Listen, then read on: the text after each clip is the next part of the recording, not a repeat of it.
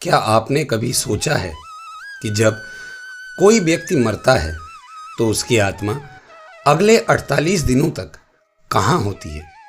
क्या वो बस गायब हो जाती है या फिर कोई ऐसी यात्रा शुरू होती है जिसका हर दिन एक गहरा अर्थ रखता है?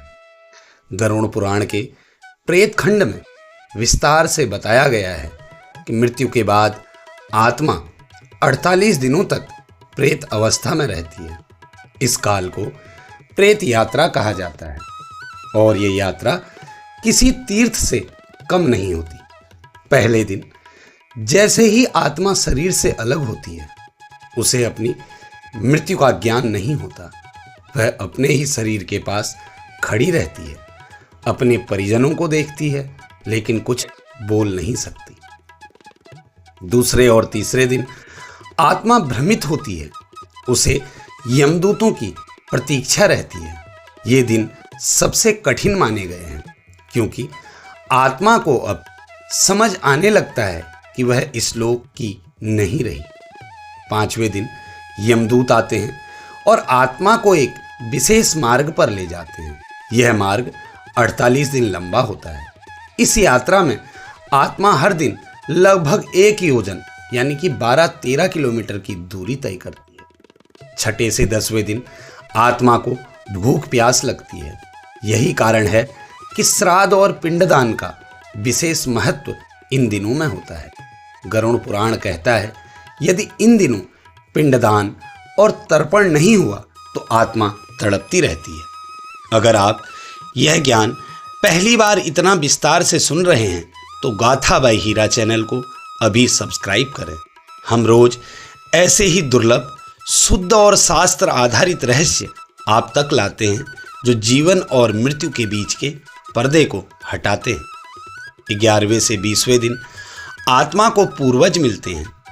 अगर उस परिवार ने पूर्वजों का कभी श्राद्ध नहीं किया तो वे आत्मा को भयभीत कर सकते हैं। इसलिए गरुड़ पुराण कहता है, श्राद्ध न करने वाले वंशजों को आत्मा शापित दृष्टि से देखती है। 21वें दिन आत्मा यमपुरी की सीमाओं के पास पहुंचती है।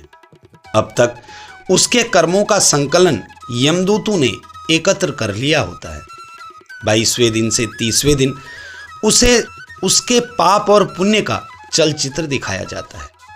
यहाँ आत्मा को पहली बार पश्चाताप होता है। मैंने जीवन में समय क्यों बर्बाद किया? मैंने नाम स्मरण क्यों नहीं किया? मैंने क्रोध, वासना और लोभ से क्यों समझौता किया? 33वें दिन आत्मा को विचाराधीन क्षेत्र में रखा जाता है, जिसे विशेष न्याय गुफा कहा जाता है। यहाँ यमराज या उनका दूत चित्रगुप्त निर्णय तैयार करता है कि आत्मा को स्वर्ग मिलेगा, नरक या पुनर्जन्म। यदि आपको यह गरुड़ पुराण की गूढ़ यात्रा जानने में रुचि है तो आप ऐसी ही शुद्ध और दुर्लभ शास्त्रीय कथाएं नियमित सुनना चाहते हैं तो कृपया गाथा बाय हीरा को अभी सब्सक्राइब करें।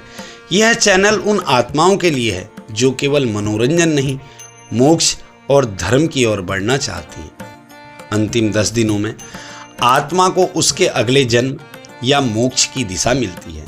यदि घर में विधि पूर्वक श्राद्ध, तर्पण और नाम स्मरण हुआ है तो आत्मा को शांति गति प्राप्त होती है, अन्यथा वह प्रेत बन जाती है और बार बार उसी परिवार पर संकट लाती है।